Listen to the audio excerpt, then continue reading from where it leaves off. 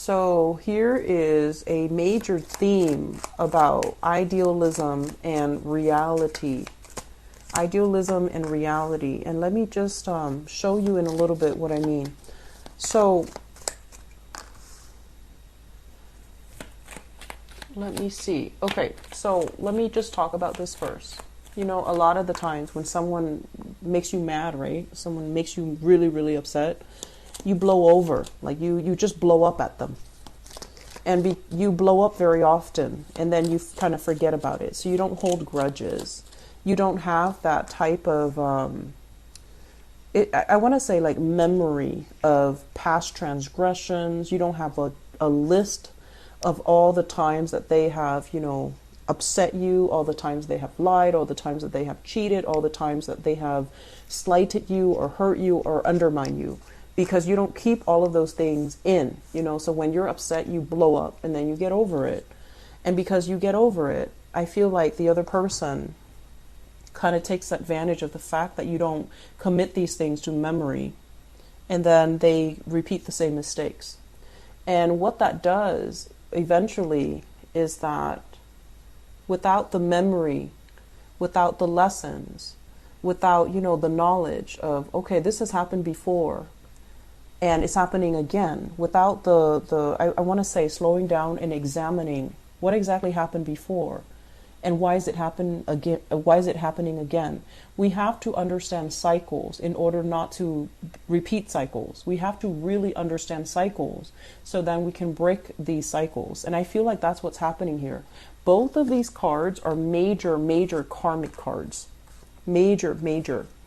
So we have here the Five of Pentacles, and I usually look at this in private reading as like a karmic relationship. It can be reversed or, you know, in the upright position, but it usually indicates a really difficult relationship where the two people have gone through some very traumatic experiences together as a couple.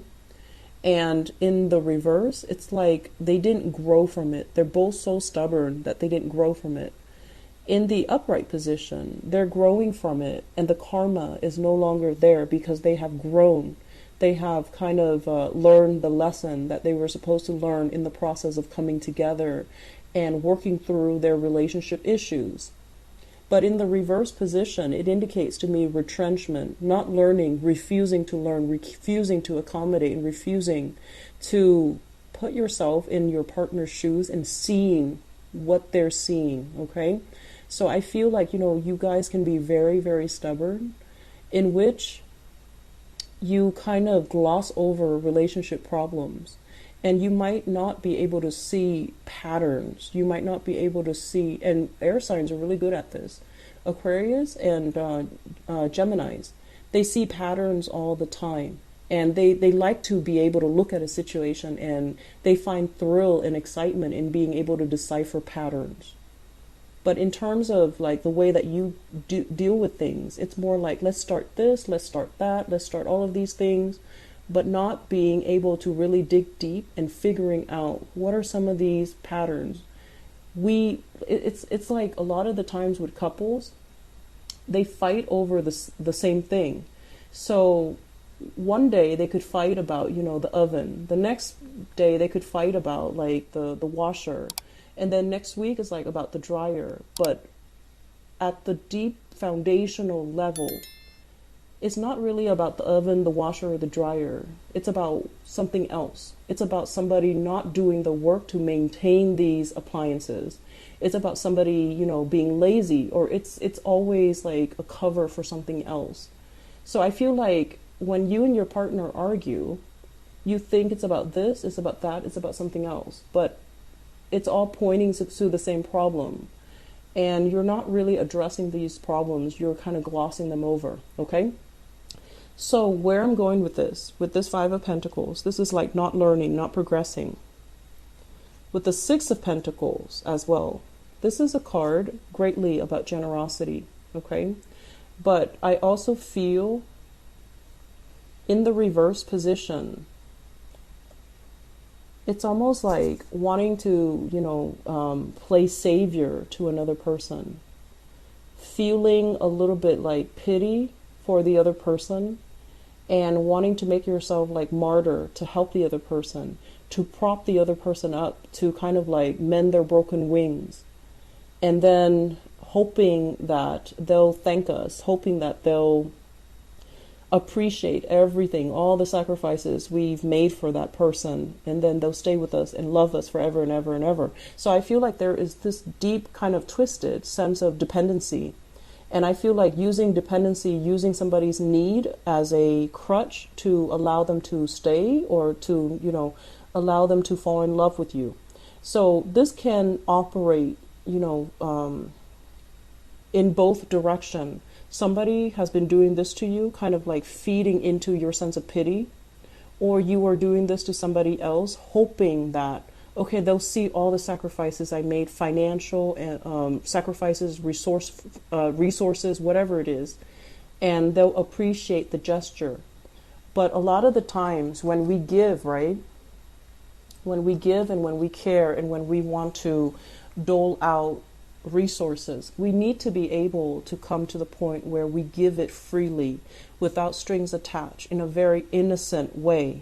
So this is about true generosity. This is about giving because we care about the other person. We want the other person to be okay. We don't expect anything in return. And this is more about, giving with strings attached, giving with a hidden agenda. So I feel like you were dealing with somebody like this, or you yourself were exercising these unhealthy behaviors in your relationship.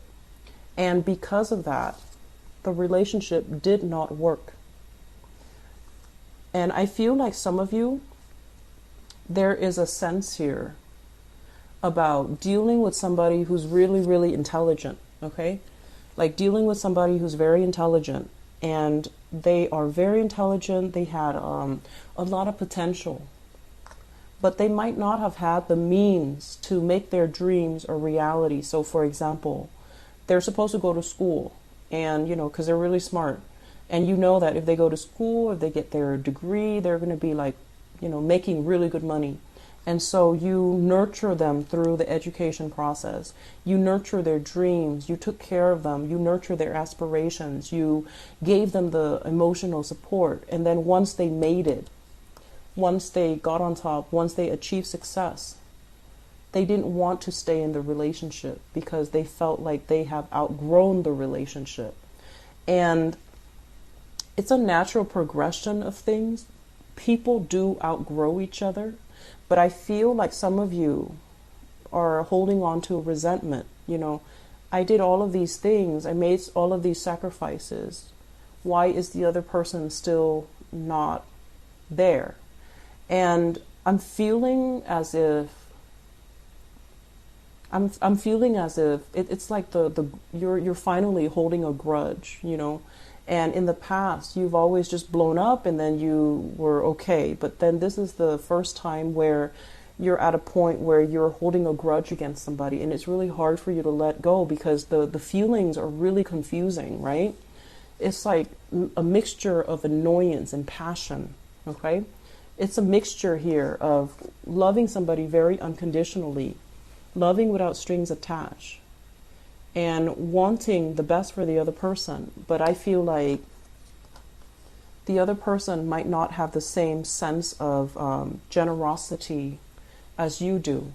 So I'm feeling here that the major theme and the major lesson for you guys for this year, because 2018 is a universal number 2 year, it's a very other related year. So it's other oriented. You can't get ahead without, assistance from other people. And it's not easy for you to deal with this because you're so independent. You don't need other people, and you've never had to rely on other people. You structure and design your life in a way where you can come and go as you please without having to cater to another person, unless you love them, and then you don't mind, right? So I feel like because the year is coming in, it's going to force you to confront some of these deep-rooted patterns that you have when it comes to relationships, okay? Where you might have, I want to say, like, this is your energy here. with the Page of Wands in the reverse. Okay, this is like excitedly looking at a situation, almost like giving somebody, care. Like this is like putting somebody on a pedestal. Really starry-eyed and smitten by another person, and putting them on a pedestal, thinking that they're God, thinking that they can do no wrong, thinking that they're the best thing in the world. In the meantime, the characters that you imbue to them, it's a very, it's not like an accurate assessment. Because, first of all, we all make mistakes. We are all fallible. We are all fallible. And so the person that you think is the greatest thing on earth, they're human too. And so coming in for this year, you're a little bit jaded. So you're like this. You're just like, I'm going to take care of myself because I can't really rely on other people to take care of me. No one is really, so high up on the totem pole that I can put them on a pedestal again. Somebody that you really looked up to has really, fallen off their pedestal, and now you don't really know what to believe anymore. That's what it feels like to me. And so now you're at a point where I'm going to be really, really self-sufficient. I'm going to learn to take care of myself and not have to rely on another person at all. And emotionally, you still yearn for that connection, that relationship that makes you feel safe and secure and make you feel that, infatuation or puppy love again. But you're a lot less starry-eyed. You're a lot less naive. And you're at a point here where I need to take care of myself first before I even take care of the other person. So I feel like you're holding back your energy. You're pulling it back. And you do just enough to help them, but you're going to take a little bit more of a receptive role and wait for them to come to you if they need assistance, if they need help, if they want to be with you even. And so we have options that are on the table for you in terms of relationship. We also have a blast from the past, and it's surrounded by a cluster of cards that are really negative, okay? So don't go back to your past. You need to allow your world to open up.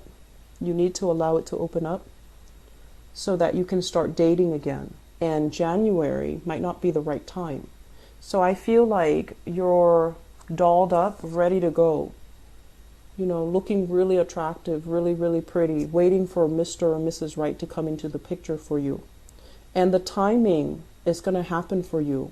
But it just feels to me like January, there are some karmic issues that we need to think about. We don't need to engage in it or engage with that person, but we need to forgive ourselves more than anything.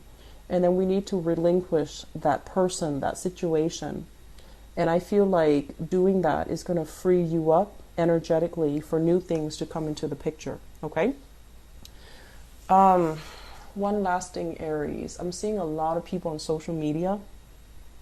Okay, a lot of people on social media. It's almost like, what was that expression? They say like you're the curator of your own life, right? On social media.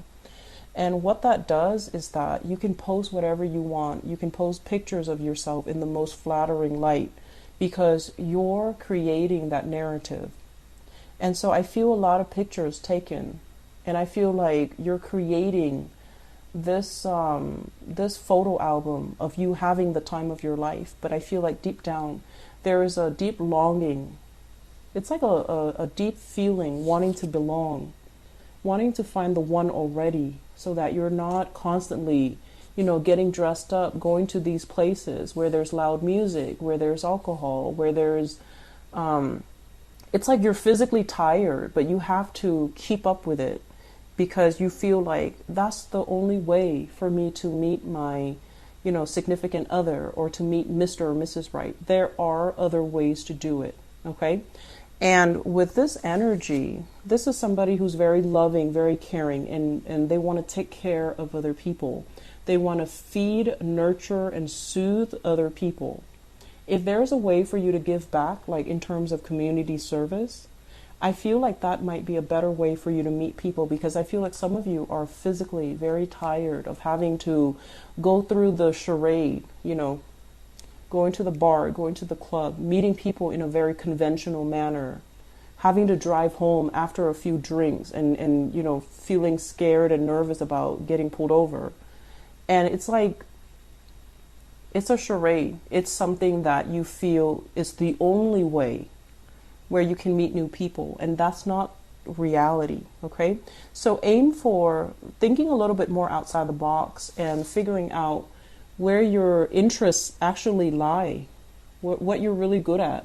So if you love to cook, you know, volunteer at a homeless shelter or volunteer at a soup kitchen where you can serve food, where you can be in your element. If you like to host parties, then host like a singles party so that people can bring single friends by, and then the odds of you hooking up with somebody is a lot higher. Okay? If you like to take care of people in any capacity, volunteer your time, be an event coordinator so that you're in charge of the logistics and you get to know everybody's name, and then people come to you when they have problems.